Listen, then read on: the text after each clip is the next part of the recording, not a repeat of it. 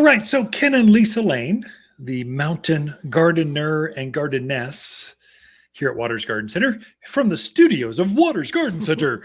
That sounds pretty good. Anyway, we don't get away from here very often. We do a radio show and garden columns and stuff, and we're doing it from right here. Mm-hmm. And so we learn a few things. We know the seasonality, but it's boring when you get just one gardener's opinion. And so we give this segment to Lisa, so it's not boring because she's not boring. She's not a boring person. I try. No, we get a different perspective. Mhm. So welcome back to the studio, Lisa. Thank you. It was good to be here. What's new in your life? What's new in my life? Not much. That's a good place to be. It is a good place to be. I'll take it. You know what I was thinking the other day? We are so blessed, so fortunate. So this whole COVID thing, vaccinate, not vaccinate, it's getting wild. Everyone's got an opinion and none of them are right. I don't care who you think you are. Mine's right. I I don't know know. your problem. Everyone's so selfish, so inward thinking. They're not thinking about anyone but themselves. I don't care what side of the coin you are. And so we've been truly blessed in that we have not seen one case of COVID here at the garden center within the staff. The staff's fathers, parents, mothers. We've known folks who have lost their lives, personal friends. Mhm. I mean, this is a serious thing. It's affected us at the deepest, most personal level. But for us, you and I, our staff has been healthy and clean. Yeah. And a lot of us have been vaccinated. Some, not all. We don't require it, but we encourage it. We help you figure it out if you want to, but we deal with the public. If anyone's going to get it, it's us. And so I'm amazed in 2 years or a year and a half, how long it's been. Yeah. We've not seen one incident.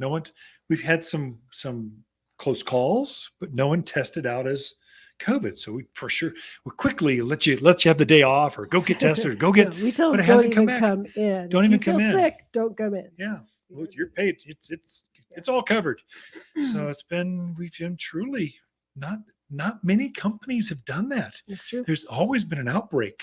Mhm. So I feel kind of providential. Someone's looking after us because it ain't us. It's got to be someone besides us. That's true. So anyway, let's go into garden content because we just Okay. offended kind of everyone out Well, there. you did. Everyone's I got just an sat opinion here. on what to do.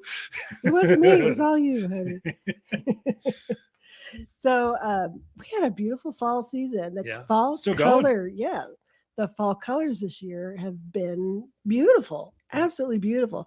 We were even commenting one of the main road we live off of has like I don't know how many sycamores planted on Yeah. this road, and usually you don't see a lot of color in sycamore. You just kind of go, yeah, one day they're green, the next day they're brown. Yeah.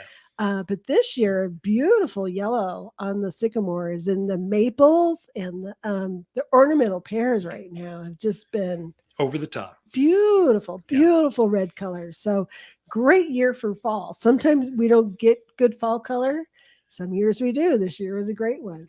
But that being said, all those things, they're getting ready to lose their leaves. Yeah. And pretty soon your yard's going to be looking pretty Kind of bare. twiggy, kind of wintry. And I go through the neighborhoods and some people's yards. Boy, when things go dormant, it's sad. I'm sorry, it's sad how they look. And you know what? There are so many evergreen shrubs that do fabulous here, and there's no reason not to have some of those evergreen shrubs in your yard. Let me guess. That's the topic today. That is Evergreen the topic shrubs. today. So, and it's a good time to plant because we just loaded up with a bunch of them. So, because we're Right. skewing everything over towards, Mhm. it's not spring isn't here yet. Right. That'll happen in a month and a half, 2 months. We'll start bringing all Spring? the spring Oh, things. I'm like, spring is here lilacs, in a month. forsythias. But right now we're loading up we're always a season Yeah. ahead for the Right. evergreen things that you can plant out there and have something there that Right. helps you continue to look good. And a lot of these are ones that you could probably grow even in pots. Yeah. Maybe you're not completely ready to throw them in your landscape right now, but put them in some pots, some nice pottery.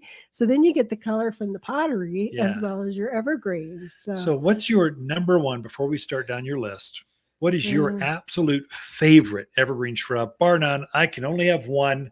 I can have nothing but rock, boulders, and one tree and an evergreen shrub. And the one shrub would be Well, you know, my favorite one is right now, and I guess it's technically not a shrub, but the rainbow Ascot Euphorbia okay. right Yeah. now. It's a perennial, And really. What is that? because it's Euphorbia is a perennial, right. but it looks sort of like a shrub, like a rosemary or lavender. It's kind of I that guess same it'd be realm. along in that same. Yeah.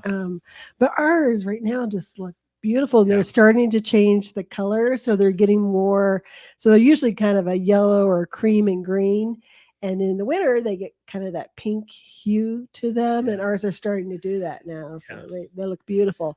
I think the one that's closely related to that I also love is the gopher plant. Oh, good choice. Which is another euphorbia, just green colored. But the leaf texture on it is very architectural, very unique. So I love both of those. Yeah. Gopher plant strikes me as an Arizona plant. It's kind of like artichokes. Artichokes are freaky weird. Yeah. They look prehistoric. Like Yeah. you don't want to touch it. It'll eat your face off. Mhm. It's on this beautiful flower. Now we grow artichokes, but not for the fruit. We grow or the vegetable just because the flower is so cool looking, Yeah. but it looks like it should be like 250 million years ago. This plant used to, and gopher plant has the same kind of those blue foliage coming Right. off so perfectly, geometrically Mhm. up and down the stems. It just looks like it belongs in Arizona 250 million years ago. Yeah. It's a great plant for here. Mhm. And euphorbia, generally that series of plants, animals, they've tainted their sap. So it has this white milky sap so that animals won't eat them. So they've chemically changed themselves Right. so that to prevent animals from eating on them. And so both the rainbow ascot and gopher plant or gopher spurge, got several names. Same. Yeah. Animals don't eat them, and they're tough as nails, get about knee high, Mhm. and get a bloom to them. Right. They get everything. Hmm. That's number one. What's number two? My favorite. Yeah, I'm helping you go down the list because we only got 3 minutes left. I don't know. And you're Sorry. talking, I'm like, I got a whole page here of things, and he's not going to let me talk about them. But I will say the Hawthorns. Oh yeah, I think sure. I think Hawthorns would be right in there.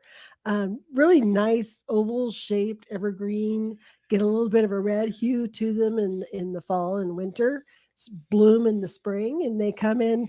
And we got ballerina that get maybe 2x2, Georgia Petite, which gets 2x3, and then there's Southern Moon, which gets taller, probably 5-6 feet. Or Yeah, more. any size you want. Indian hawthorn, and they're very tough. Full sun, blistering hot, same fragrant flower in the spring. Right. Evergreen. It's a good series of plants for here. Mm-hmm. And then if you're going to ask you my third. You have to go favorites all the time. You just go down the list. We have a lot. Okay. Well, I was going to mention yuccas because a lot of people, I don't That's know good, if they yeah. think about yuccas as evergreen. But yeah, they definitely, that foliage stays there all through the wintertime. You've got red yuccas. You got the soft leaf or the soft leaf yucca. And then we also have the bright star. Sorry, allergies are going nuts, I getting could to me. tell. The bright star, which is kind of a yellow and green. So anything in that yucca family, agaves, do really nice in the fall. And winter. I would add to that bear grass. I don't know if we have any out there, but we do. BEAR bear grass. It's the wild grass. The wild grass you see out in Prescott Valley, Paquito Valley, all the way out towards Paulden. All those, that's bear grass. It's native. It's an evergreen. It's great. For our yuccas, we were just cutting back the flowers off of our bear grass and yuccas, keeping the foliage, but not letting the flower, just cutting that flower off so you keep that structure. And any of the listeners can do that in their own yard right now. Definitely. Any of your favorites? Nope, but we got a minute to go down the rest of your list. So you got. Well, I was going to mention Nandinas. I think you talked about them a little bit earlier. So great plant for here. Get about 3x3. The Sienna Sunrise and the Gulf Stream, which are my two favorites for here. And then they also give you that really beautiful fall color that you're looking for in the yard. And then I would also was going to mention hollies for those that have some shadier spots in their yard. The Goshiki holly is a really pretty kind of variegated holly for here. And the Gold Coast, which is an English holly, has a variegated yellow and green as well. Beautiful. And then we have the blue princess, blue boy, one of the blue something.